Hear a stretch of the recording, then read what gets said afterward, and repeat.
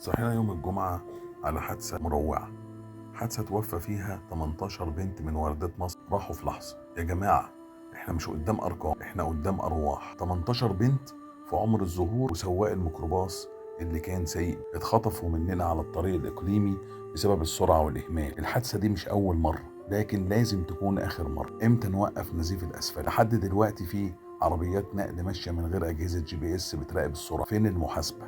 فين الردع؟ المفروض ان اي سواق يتسبب في حادثه مميته يتسحب منه الرخصه فورا وبلا رجعه. صحيح عدد الوفيات في الطرق قل من 2024 عن 2023، ولكن لسه فوق ال 5000 روح طايره بسبب التهور والاهمال.